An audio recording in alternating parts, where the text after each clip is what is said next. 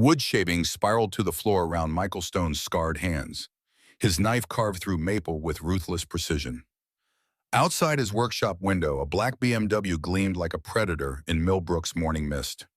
The stranger in the $1,000 suit clutched a manila envelope against his chest, trembling. Michael's steel-gray eyes locked onto the man's desperate face through the glass. A carving knife froze mid-stroke. Something twisted in his gut. Recognition. Maybe fear. The stranger's polished shoes scraped against weathered wood as he stepped closer. "My daughter, she hasn't moved in 6 months." The man's voice shattered through the door, raw with exhaustion and despair. "The doctors say there's nothing more they can do. I've spent everything, every connection, every favor, every last hope." Michael set down his knife and opened the doors, seeing the hollow devastation in the father's red-rimmed eyes. "Let me help her," he said quietly. Michael had been hiding in this small Connecticut town for years now, carving furniture and children's toys, pretending the steady rhythm of woodwork could silence the ghost that haunted his sleep.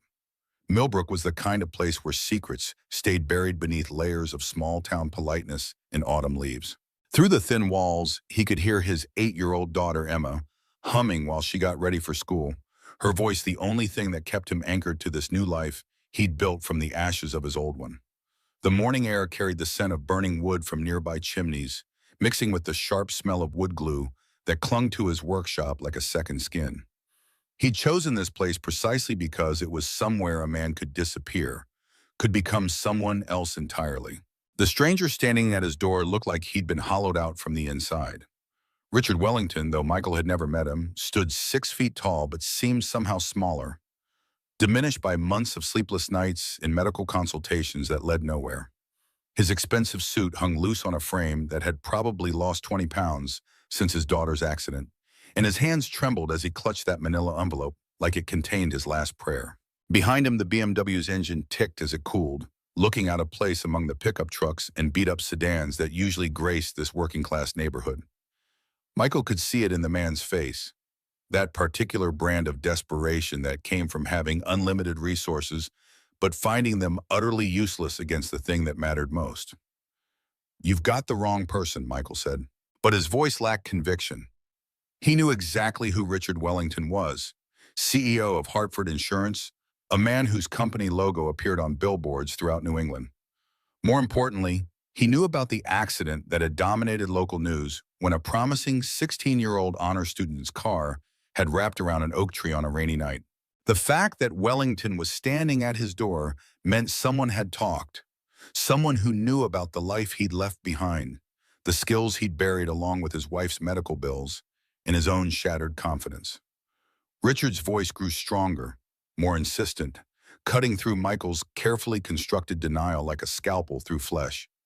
"I know you used to be Dr. Michael Stone, head of neurosurgery at Yale New Haven. I know you performed miracles before you disappeared." Richard's words came out in a rush, as if he'd rehearsed them 1,000 times during sleepless nights. "My daughter Sarah has been paralyzed from the waist down since the accident, and every specialist in the country says there's nothing more they can do.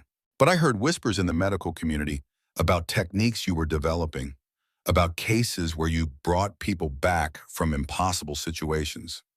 Michael's jaw tightened as memories crashed over him like ice water, the operating room lights, the delicate dance of scalpel and suture, the godlike feeling of holding someone's future in his steady hands.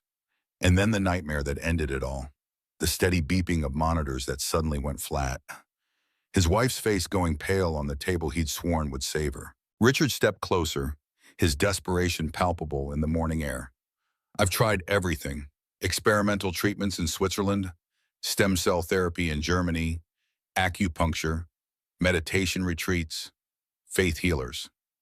I've spent over $3 million chasing hope, and nothing has worked. But Sarah, she's not just paralyzed physically. She's given up completely. My brilliant, fierce daughter has just stopped fighting, and I'm watching her die a little more each day." His voice broke on the last words, and Michael saw the raw anguish of a father who'd exhausted every option except this final, desperate gamble. "You want to know what doctors can't do?" Michael asked, his voice barely above a whisper. "They can't bring back the dead. They can't undo the mistakes that haunt you every night. And they sure as hell can't promise miracles to broken fathers who think former surgeons can fix what the best hospitals in the world couldn't. But even as he spoke the words, Michael found himself stepping aside to let Richard Wellington into his workshop. The park at noon was nearly empty, except for a few joggers and an elderly man feeding ducks by the pond. Michael arrived first, choosing a bench beneath a massive maple whose leaves rained down like golden coins with every gust of wind. He'd spent the morning trying to focus on a commissioned rocking horse, but his hands had shaken so badly he'd nearly ruined the intricate mane he'd been carving for weeks. When Richard Wellington appeared, walking slowly across the grass with his shoulders hunched under an invisible weight, Michael noticed he had traded his expensive suit for jeans and a simple wool coat. The transformation was striking. Without the armor of wealth, Richard looked like any other desperate father, clinging to his last thread of hope. He sat down beside Michael without invitation, his hands trembling slightly as he pulled out his phone. "This is Sarah 6 months ago," Richard said, showing Michael a photo of a beautiful teenager with long blonde hair and intelligent green eyes standing proudly beside what looked like a science fair display. She'd just won first place for her project on neural regeneration and spinal cord injuries. Full scholarship to Harvard, wanted to study medicine and change the world. She used to say that every problem had a solution if you were smart enough to find it. His voice caught as he swiped to the next photo. The same girl in a hospital bed, unconscious and surrounded by machines, her face pale and peaceful in a way that suggested she might never wake up. The accident happened on Route 9 during a thunderstorm. Some drunk driver ran a red light, and Sarah's car rolled 4 times before hitting an oak tree. She was in a coma for 3 weeks, and when she finally woke up, Richard's voice trailed off as he struggled with the memory. "The spinal cord damage was complete at the L1 vertebra," Richard continued, falling into the clinical language he'd learned during months of medical consultations. "Total paralysis below the waist, no sensation, no voluntary movement, no hope of recovery, according to every neurologist we've consulted. But the physical paralysis isn't the worst part. Sarah used to light up every room she entered, used to argue with her teachers about philosophy and debate politics at the dinner table. Now she won't speak to anyone, won't eat unless I force her, won't even look out the window. It's like the accident didn't just break her spine, it shattered her spirit." Michael studied the photos, seeing not just Sarah's face, but the faces of dozens of patients he'd treated over the years. Young people whose futures had been stolen by random acts of violence, whose families had looked to him for miracles he couldn't always deliver. "What makes you think I can help her when Harvard's best neurologist can't?" Michael asked, though something in Sarah's eyes reminded him of another young woman who'd faced impossible odds with fierce determination.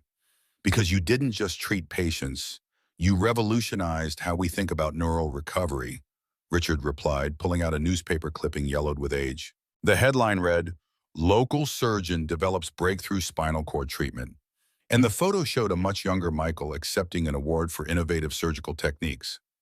"This article mentions your experimental work with neural pathway reconstruction, your theory that intensive fine motor training could help the brain create new connections around damaged spinal tissue. The medical community called you a visionary before you disappeared." Michael's throat tightened as he read his own words quoted in the article, promises about the future of spinal cord treatment that now felt like prophecies from a different lifetime. "That was before my wife Elena died on my operating table," Michael said, handing back the clipping. "Before I learned that vision doesn't mean anything when you can't save the person who matters most to you. These hands that had saved hundreds of lives failed when it mattered most, and I haven't picked up a scalpel since." The confession hung between them like a bridge neither man was sure they wanted to cross. Richard was quiet for several minutes, processing what he'd just heard.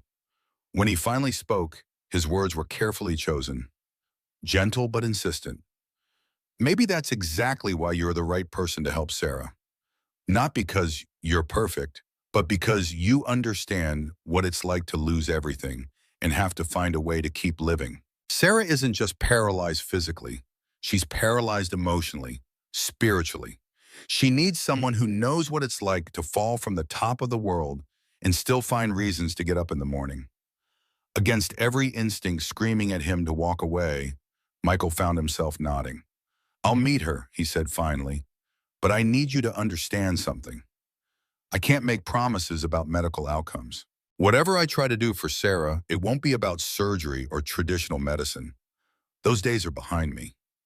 Richard's relief was visible, his shoulders sagging as if an enormous weight had been lifted. What would it be about then? He asked. Michael looked down at his hands. These instruments that had once performed miracles and caused his greatest tragedy, now rough and stained from months of woodworking. Something I've been learning slowly, one carving at a time, he said. The art of healing without cutting, of rebuilding without destroying, of finding beauty in broken things. As they stood to leave, Michael realized he was stepping back into a world he'd sworn to leave behind.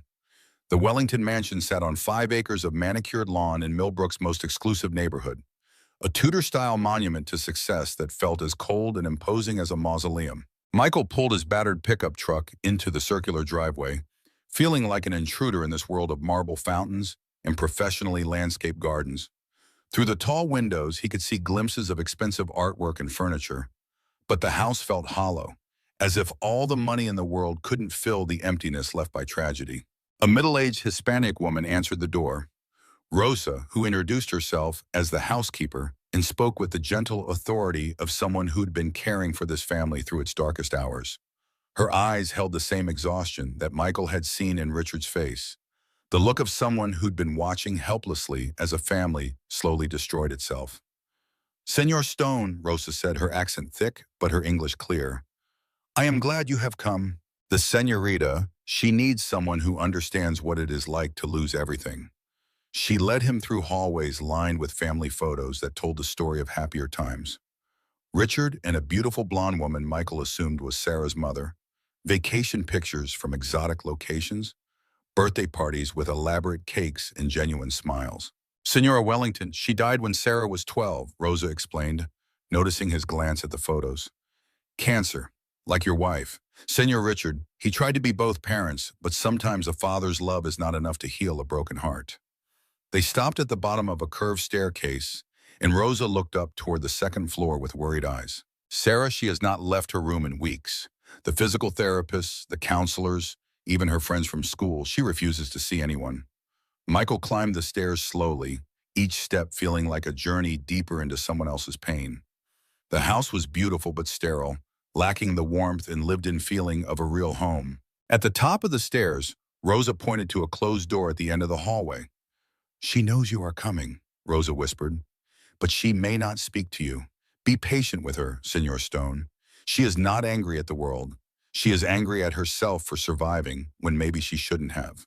Through the thin wood, Michael could hear the faint sound of classical music, something melancholy and beautiful that matched the mood of the entire house. When he finally knocked, the music stopped, but no voice called for him to enter.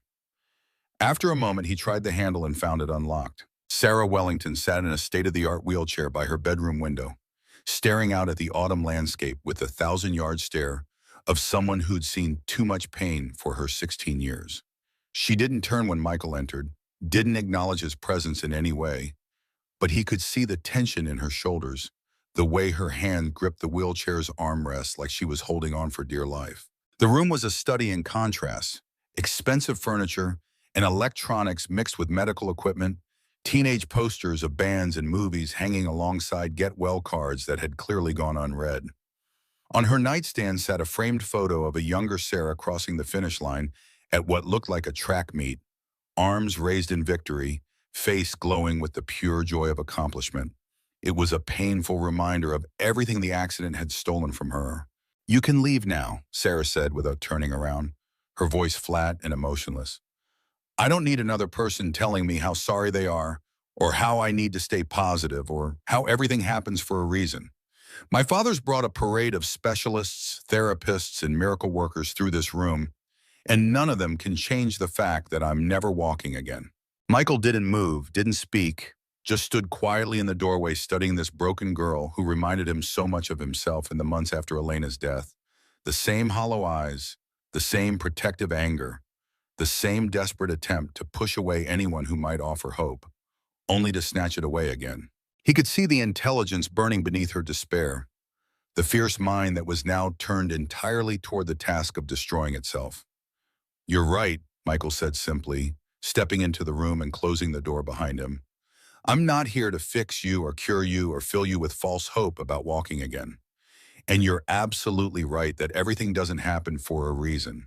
Sometimes terrible things just happen to good people, and there's no meaning in it except the meaning we choose to create afterward. Sarah's eyebrows lifted slightly, clearly not the response she'd expected from another adult trying to help her. Then why are you here? She asked, some of the hardness leaving her voice. Michael looked around the room, taking in the medical equipment, the unused art supplies gathering dust on a shelf, the guitar leaning against the wall with its strings slack from disuse. Because I think you and I might be lost in the same way, he said, and sometimes it helps to have company when you're trying to find your way back. For the first time since he'd entered the room, Sarah's mask slipped slightly, revealing a flicker of curiosity beneath the protective anger. Back to what? She asked. I don't know yet, Michael admitted, but I'd like to find out. Over the next hour, they sat in Sarah's room talking about everything except the accident and the paralysis. Michael told her about Emma, about the simple pleasure of watching his daughter discover the world through 8-year-old eyes. Sarah talked about the books she'd been reading, complex novels about philosophy and human nature that most adults would struggle with. Gradually, the wall she'd built around herself began to crack, revealing glimpses of the brilliant, passionate girl she'd been before tragedy reshaped her world. I used to paint, she admitted, glancing toward the art supplies on her shelf. I loved the way colors could blend together to create something entirely new. But my hands shake now from the medications. And besides, what could I possibly create that would matter? What if I told you I might know a different way to work with your hands? Michael asked carefully. Something that doesn't require steady control or perfect technique? Sarah turned back to him with skeptical curiosity. Like what? Michael pulled out his phone and showed her a photo of one of his recent wood carvings, a small bird with intricate feather details that seemed to capture movement even in stillness. Wood carving, it's forgiving, patient, and it responds to feeling more than precision. The wood tells you what it wants to become. You just have to listen. Sarah studied the photo for a long moment, and Michael could see her analytical mind working, considering possibilities she hadn't imagined before. Why would you want to teach me? She asked. Because, Michael said, putting his phone away, I think we both need to remember what it feels like to create something beautiful again. As Michael prepared to leave, Sarah called out to him from her wheelchair. If I agree to let you teach me, I have conditions. You don't treat me like I'm broken. You don't give me inspirational speeches. And if I tell you to leave, you leave. Michael considered her terms, recognizing the fierce independence that still burned within her. Deal, he said. When do we start? Michael arrived at the Wellington house the next morning carrying a worn leather tool bag and a small piece of basswood. Rosa led him upstairs to Sarah's room, where she waited with a mixture of anticipation and skepticism written across her face. Change of plans, Michael announced. We're not working up here. Grab a jacket. We're going outside. Sarah's eyes widened in surprise. I don't go outside anymore, she said quickly, the old defensive wall starting to rise again. Too many variables, too many people staring. Michael set his tool bag down and pulled up a chair to face her directly. Sarah, I can teach you to carve wood in this sterile room surrounded by medical equipment. Or I can teach you where the craft was meant to be learned, under an open sky with the smell of autumn in the air and the sound of real life happening around us. After several long minutes of internal struggle, Sarah took a deep breath and nodded. Fine, but if this turns into some kind of inspirational moment, I'm going back inside. The Wellington's back garden was a masterpiece of landscape design, with stone pathways winding through carefully curated flower beds and mature trees that provided natural privacy screens. Michael chose a spot near a small pond where a wooden bench sat beneath an old oak tree, its branches creating a canopy of gold and crimson leaves that filtered the morning sunlight into dancing patterns. He positioned Sarah's wheelchair next to the bench so she could rest her arms comfortably while working. First lesson, he said, pulling out the piece of basswood, is about listening. Every piece of wood has a story. Where it grew, what kind of weather it endured, how it lived and died. Before you make the first cut, you need to understand what you're working with. He placed the wood in Sarah's hands, guiding her fingers along the grain. Feel that? The way the fibers run in long, straight lines. That's the wood's natural structure. Work with it, not against it, and it will reward you. Sarah's hands moved tentatively over the wood's surface, her analytical mind clearly cataloging textures and patterns that most people would overlook. It's warmer than I expected, she said, some of the tension leaving her shoulders. And it has this subtle smell like growing things, like life. Michael nodded approvingly. That's exactly right. Wood never really dies. It just transforms. Every time you carve it, you're participating in that transformation, helping it become something new. He pulled out a small carving knife with a comfortable wooden handle worn smooth by years of use. This was my grandfather's knife, he explained. It taught me that the tool is just an extension of your hand, your intention, your respect for the material. The magic isn't in the knife, it's in the connection between you and what you're creating. For the first hour, Michael didn't let Sarah make a single cut, instead having her practice holding the knife and understanding how different grips would affect her control. When Sarah finally made her first cut, the knife slipped slightly, taking off more wood than intended. She cursed under her breath, her face flushing with frustration. I told you my hands shake, she said, starting to set the knife down. This was a stupid idea. Michael gently stopped her. Look at what you just did, he said, pointing to the accidental gouge in the wood. See how that changes the character of the piece? What if that wasn't a mistake, but the beginning of something unexpected? Sarah studied the irregular cut, her artistic eye beginning to see possibilities instead of just errors. I could work with it, she said slowly. Make it part of the design instead of trying to hide it. Michael smiled. Now you're thinking like a carver. Some of the most beautiful pieces I've ever seen came from working around unexpected challenges. As the morning progressed, Sarah began to relax into the rhythm of the craft, her movements becoming more confident with each small success. Over the following weeks, Michael and Sarah fell into a comfortable routine. Every weekday morning, he would arrive with his tool bag and whatever piece of wood they'd selected for that day's project. Sarah's skills developed rapidly, her natural artistic sense combining with fierce determination to produce increasingly sophisticated pieces. She carved a small bird, then a flower, then a miniature tree, complete with textured bark and delicate leaves. Each project pushed her abilities further, and Michael watched with growing amazement as her confidence returned along with her technical skills. More importantly, he noticed changes that had nothing to do with carving. Sarah had begun reading again, had started video calling with friends from school, and had even expressed interest in eventually continuing her education. The girl who hadn't spoken to anyone in months was slowly coming back to life. But it was during their third week together that Sarah first noticed something odd about Michael's teaching methods. They were working on a particularly challenging piece when Sarah's knife slipped and nearly cut her finger. Michael's reaction was instantaneous and telling. He caught her hand in his, examined the near miss with clinical precision, checked her pulse and pupil response, and asked detailed questions about any numbness or tingling she might be experiencing. It was the behavior of someone with extensive medical training, not a simple woodworker.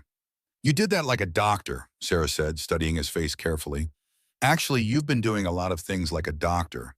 The way you watch my hands, the questions you asked about my physical therapy, even the way you positioned my wheelchair for optimal ergonomics. Michael's stomach dropped as he realized his cover was beginning to slip.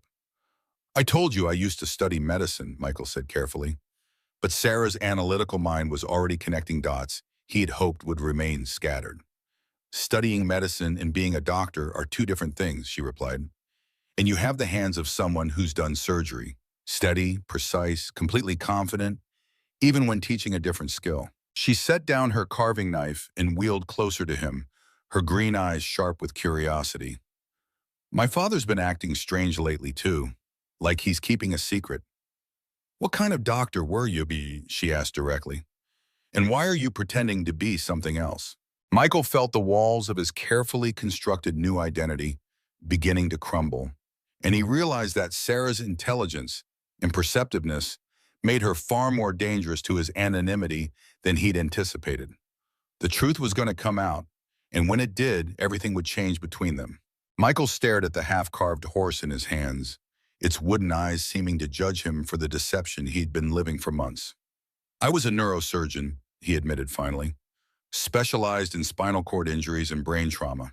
I developed some experimental techniques for neural pathway reconstruction, published papers that made waves in the medical community." Sarah's face went through a series of emotions: surprise, anger, understanding, and finally a cold fury that made her look older than her 16 years. "So this whole thing, the wood carving, the friendship, all of it, you've been studying me like a lab rat." Her voice was dangerously quiet. "Were you planning to write a paper about using art therapy on paralyzed teenagers? Is that what this is about?" Michael could see the walls going back up around her, higher and stronger than before, and he realized he was about to lose not just her trust, but any chance of helping her heal. "No," Michael said firmly. "The carving is real, Sarah. My caring about you is real. I'm not studying you or planning to publish anything about our work together." He set down his tools and faced her directly, knowing that only complete honesty would have any chance of salvaging their relationship. "I stopped practicing medicine 3 years ago after my wife died, during surgery I performed on her. I couldn't save the person who mattered most to me, so I lost faith in my ability to help anyone. I came to Millbrook to hide, to live quietly and try to forget what I used to be. Your father found me because he'd heard rumors in the medical community about my research. He was desperate, and desperate people do desperate things. But I didn't agree to help you because of your medical condition. I agreed because I recognized something in your eyes that I'd seen in my own mirror every morning." "What?" Sarah asked, though her voice suggested she already knew the answer.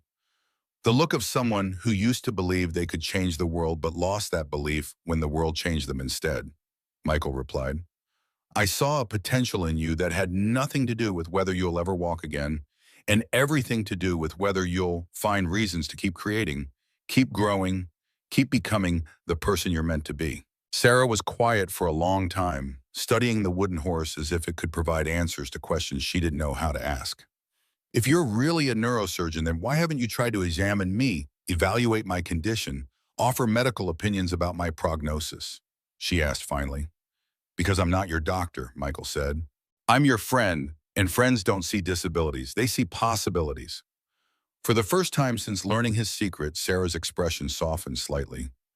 "So the carving really isn't medical therapy disguised as art?" she asked. "It's just carving." Michael nodded. "Just carving that happens to be good for the soul." Their conversation was interrupted by the sound of an unfamiliar voice drifting across the garden. Authoritative, professional, with the crisp diction of someone accustomed to being obeyed. "Dr. Stone," the voice called. "I'm Dr. James Morrison from Johns Hopkins. I need to speak with you about your research." Michael's blood turned to ice water. Morrison was one of the most respected neurologists in the country, and more importantly, he was someone who could expose everything Michael had been trying to escape. "Stay here," Michael told Sarah, but she was already maneuvering her wheelchair toward the house. "Like hell," she replied. "If this involves you, and it involves medicine, it involves me too." As they made their way toward the house, Michael caught glimpses of a tall, silver-haired man in an expensive coat talking intensely with Richard Wellington on the front porch. And he knew that his carefully constructed new life was about to come crashing down.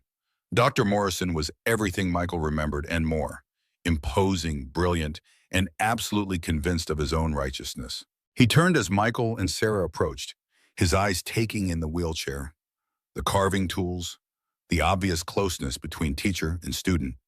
"Michael," he said with a smile that didn't reach his eyes, "you're looking well for a man who's supposed to be having a nervous breakdown in seclusion." Richard Wellington stood beside Morrison, looking uncomfortable, clearly unsure how much he should reveal about the arrangements he'd made. "Dr. Morrison contacted me through mutual acquaintances in the medical community," Richard explained. "He's representing a consortium of hospitals and research institutions that are very interested in your previous work." Morrison stepped forward, his gaze moving from Michael to Sarah with clinical assessment. "More specifically, we're interested in your current work. Word travels fast in our circles, Michael. A paralyzed patient making remarkable progress under the care of a disgraced neurosurgeon. That's exactly the kind of story that gets people's attention." Morrison pulled out a tablet and showed them brain scans that made Sarah's breath catch in her throat. These are images of your brain activity, Miss Wellington, taken during your most recent MRI. Notice the increased activity in the motor cortex areas that correspond to hand and finger movement. That's not accident. That's systematic neural reconstruction happening in real time. Sarah stared at the colorful brain images, seeing proof that something was changing inside her skull, that the carving wasn't just therapy, but some kind of medical treatment she hadn't consented to. "You used me," she said to Michael, her voice barely above a whisper. "All this time you were experimenting on me without telling me what you were doing." Michael reached toward her, but she jerked her wheelchair backward, away from his touch. "Sarah, that's not—" he began, but she cut him off with a look of pure betrayal. "Don't you dare lie to me again. You're a neurosurgeon who specializes in spinal cord injuries, and you just happened to decide to teach wood carving to a paralyzed teenager." Morrison stepped between them, clearly enjoying the drama he'd orchestrated. "The odds are zero, Miss Wellington, because it wasn't coincidence. Your father specifically sought out Dr. Stone because of his research. And Dr. Stone agreed to help because he saw an opportunity to test his theories without the messy complications of hospital oversight and medical ethics committees." Richard Wellington looked stricken as he realized how his desperate attempt to help his daughter had been twisted into something ugly and manipulative. "That's not why I contacted him," Richard protested, but Morrison was relentless. "The methodology was brilliant, actually. Use art therapy as a cover for intensive neural retraining, avoid the legal complications of experimental surgery, and if it worked, you'd have proof of concept that could revolutionize spinal cord treatment." Sarah's hands clenched into fists as the full scope of the deception became clear, and Michael watched helplessly as the light died in her eyes, the same light he'd worked so hard to help her rediscover. As Morrison drove away, Michael felt the weight of inevitability settling on his shoulders.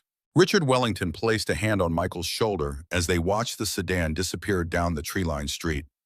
"I'm sorry," Richard said. "I never meant for any of this to happen. Sarah has been improving. She's been getting stronger, more confident, more like herself again. But now she feels betrayed by the people she trusted most." Michael nodded grimly, knowing that the damage done to Sarah's faith would be much harder to repair than any physical injury. "She has every right to feel betrayed," he said. "I should have told her the truth from the beginning, should have explained what I thought the carving might accomplish." Inside the house, they could hear Emma's voice as she tried to comfort Sarah, the 8-year-old's innocent attempts to make sense of the adult world's complications. Days passed before Sarah would see Michael again. When she finally agreed to meet, it was on her terms, in the hospital conference room with Dr. Martinez, her neurologist, present as a witness. Sarah sat in her wheelchair at the head of the polished table, looking older than her 16 years, while Michael took a seat across from her. And "I want to know exactly what's been happening to me," she said, her voice steady despite the emotional storm that had been raging inside her for days. "I want to know about your research, about what you thought the carving would accomplish. And I want to understand what those brain scans really mean. But most importantly, I want to know if any of our friendship was real or if I was just your latest research subject." Dr. Martinez looked between them, clearly uncomfortable with the tension in the room, but understanding the necessity of this confrontation. Michael took a deep breath and began explaining his research in detail. The neural pathway reconstruction theory, the experimental surgeries, the promising early trials before Elena's death had ended his career. "The basic premise is that the brain has more plasticity than we previously understood," he said, falling into the clear, precise language of a medical professional. "When spinal cord tissue is damaged, the neural pathways that control movement and sensation are disrupted. My research suggested that intensive fine motor control exercises could help the brain create new connections around the damage." Sarah listened intently, her analytical mind absorbing the scientific concepts even as her emotions reeled from the implications. "So the carving was designed to stimulate specific brain regions?" she asked. "The fine motor control, the visual spatial processing, the hand-eye coordination, all of that was calculated to encourage neural growth." Michael nodded reluctantly. "That was the theory. But Sarah, even if the carving was helping your brain create new pathways, that doesn't diminish what you accomplished." "How do I know what's real?" Sarah asked, the pain evident in her voice. How do I know which of my feelings and accomplishments are genuine and which ones are just the result of medical intervention? Michael was quiet for a moment, considering the profound question she'd asked. Look at what you've created, he said finally, gesturing toward a small carved bird that Sarah had brought to the meeting, one of her recent pieces that showed remarkable skill and artistic vision. Medical intervention might have helped your hands become steadier or your concentration improve, but it couldn't create the vision that guided those hands, the aesthetic sense that chose which cuts to make, the emotional intelligence that infused that wood with life and meaning. That came from you, from the part of you that existed long before the accident and will continue to exist regardless of whether you ever walk again. Dr. Martinez nodded approvingly at Michael's explanation, clearly impressed by both his medical knowledge and his sensitivity to the ethical dimensions of the situation. Weeks later, an unexpected development changed everything once again. Sarah was working in the garden on a warm spring morning, carving a complex piece that incorporated multiple types of wood, when she felt a strange, tingling sensation in her left leg. At first, she dismissed it as phantom pain, a common experience for people with spinal cord injuries. But the sensation persisted and gradually intensified. She called for Rosa, trying to keep her voice calm as she described what she was feeling. It's probably nothing, she said, though her heart was racing with a mixture of hope and terror. But could you ask my father to call Dr. Martinez? I think I need to have this checked out. Within an hour, Sarah was at Hartford Hospital undergoing a battery of tests that would determine whether the impossible was actually occurring. The results were unprecedented in Sarah's medical history. MRI scans showed significant changes in the areas around her spinal cord injury. Not healing of the original damage, which remained severe, but evidence of new neural pathways that hadn't existed before. Dr. Martinez called in colleagues from around the region to review the images and confirm what seemed medically improbable. I've never seen anything like this, Dr. Martinez told Sarah and Richard as they studied the brain scans together. There's clear evidence of neural regeneration and pathway reconstruction occurring at a rate and extent that challenges everything we thought we knew about spinal cord injury recovery. The tingling in Sarah's leg wasn't phantom pain. It was her nervous system's first tentative attempt to reestablish communication pathways that had been severed in the accident. Michael received the call from Richard while he was teaching a woodworking class at the community center, a volunteer position he'd taken while navigating the various investigations into his unlicensed practice. His hands shook as he listened to Richard describe the test results, and he had to sit down to process the implications of what he was hearing. She's not walking yet, Richard said carefully, but there's definitive proof that neural regeneration is occurring. The doctors think it might be connected to the intensity fine motor training that she's been doing with the carving, but they want to study the progression more carefully before drawing any conclusions. Michael felt a mixture of vindication and terror wash over him. Vindication that his theories about neural reconstruction might actually work, and terror about what this development would mean for Sarah's privacy and autonomy going forward. The medical community would descend on her like vultures, each hoping to claim credit for her remarkable recovery. The response to Sarah's unexpected improvement was swift and overwhelming. Researchers from major universities and medical centers contacted the family, requesting permission to study her case, offering everything from experimental treatments to research partnerships that could advance understanding of spinal cord injury recovery. But Sarah, now experienced in the dangers of medical exploitation, approached these opportunities with hard-earned wisdom about protecting her own interests. I'm willing to participate in legitimate research that could help other patients, she told the assembled medical professionals during a family meeting at Hartford Hospital. But any study involving my case will include patient advocacy oversight, complete transparency about objectives and methodologies, and my right to withdraw at any time without penalty. I won't be anyone's lab rat again, no matter how promising the research might be. Her conditions were met with surprised respect from the medical professionals, many of whom had never encountered a teenage patient who spoke with such authority about research ethics. Morrison attempted to insert himself into the situation by claiming that his previous surveillance of Sarah's case gave him priority rights to study her recovery, but his efforts were quickly shut down by hospital administrators who'd become aware of the ethical violations involved in his approach. More importantly, Sarah's story had sparked changes in how medical institutions handled experimental treatments and patient information sharing. Hartford Hospital implemented new protocols requiring explicit patient consent for any research use of medical data, and several other institutions adopted similar policies in response to the publicity surrounding Sarah's case. The girl who'd been victimized by unauthorized medical surveillance had become a catalyst for systemic changes that would protect future patients from similar exploitation.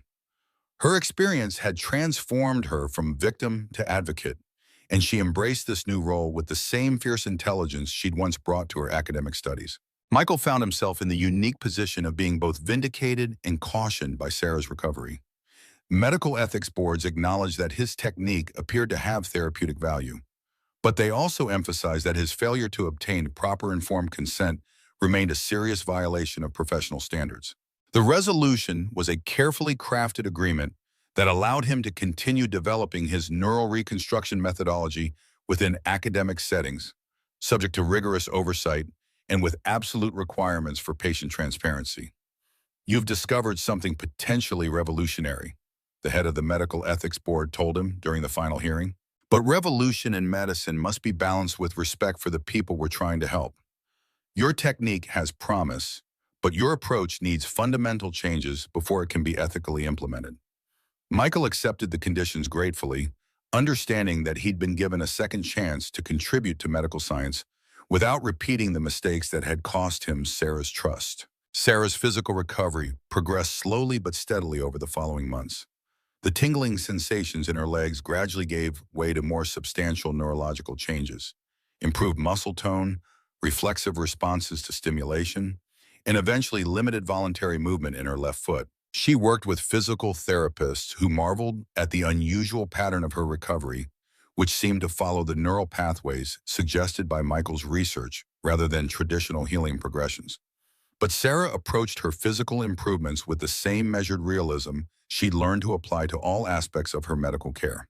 "I'm grateful for every improvement," she told reporters who asked about her recovery, "but I've also learned not to define my worth or my future based on my physical capabilities. Whether I walk again or not, I'm still the same person who can create beautiful things and contribute meaningfully to the world." Her perspective on disability and recovery became a powerful message that resonated far beyond the medical community. The relationship between Sarah and Michael evolved into something deeper and more complex than either teacher-student or doctor-patient. They continued working together on carving projects, but now their collaboration included formal research documentation and regular consultations with medical professionals who monitored Sarah's progress. Michael had learned to balance his desire to help with respect for Sarah's autonomy, always explaining his observations and theories while making it clear that all decisions about her care remained entirely in her control. "I think of Michael as a partner in my recovery now rather than someone treating me," Sarah explained during a television interview that aired months after her story first became public. "He shares his knowledge and insights, but he never makes assumptions about what I want or need. That's the difference between healing and manipulation. One empowers the patient while the other exploits them." Their relationship had become a model for ethical collaboration between medical professionals and patients. Emma continued to visit regularly, now bringing friends from school who were fascinated by Sarah's carving and inspired by her story of recovery. The Wellington house gradually filled with young voices and creative energy as Sarah began teaching informal carving classes to neighborhood children, sharing not just technical skills, but lessons about persistence, creativity, and finding beauty in unexpected places. Rosa watched over these gatherings with maternal pride, seeing how Sarah had transformed from an isolated, angry teenager into a young woman who used her experiences to uplift others. "Senorita Sarah has learned the most important lesson," Rosa observed to Michael during one of his visits. "She has learned that healing is something you do with people, not something that happens to you." The house that had once felt like a mausoleum was now alive with laughter and the sound of young voices planning their next creative projects. A year after their story became public, Sarah received an invitation that surprised everyone. Harvard Medical School asked her to deliver the keynote address at their annual Medical Ethics Symposium. Standing before an auditorium filled with medical professionals, she spoke with quiet authority about the patient perspective on experimental treatments, informed consent, and the importance of honesty in healing relationships. "Medicine at its best is a collaboration between doctor and patient," she said, her voice carrying clearly to the back of the room. It requires trust, transparency, and mutual respect. When any of those elements are missing, even the most well-intentioned treatment becomes a form of violation. Her speech received a standing ovation, but more importantly, it sparked ongoing discussions about reforming medical education to include more robust training in patient communication and ethical decision-making. Sarah had found her voice as an advocate, and the medical community was listening. Michael attended Sarah's Harvard speech, sitting in the back of the auditorium and watching with pride as his former student addressed some of the most prominent medical professionals in the country. Afterward, as they walked across Harvard Yard together, Sarah using forearm crutches that allowed her to walk short distances, they reflected on the journey that had brought them to this moment. "Do you ever regret any of it?" Michael asked. "The deception, the publicity, the way everything got so complicated?"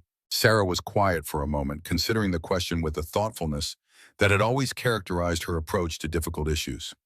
"I regret the deception," she said finally, "but I don't regret the outcome. Everything that happened, the carving, the recovery, even Morrison's exploitation, it all led to changes that will help other patients avoid what we went through. Sometimes good things come from bad beginnings as long as people are willing to learn from their mistakes."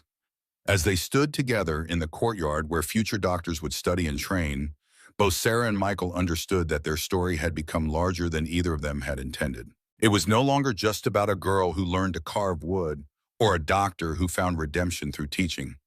It had become a case study in medical ethics, a catalyst for policy changes, and a reminder that healing requires both scientific knowledge and human compassion.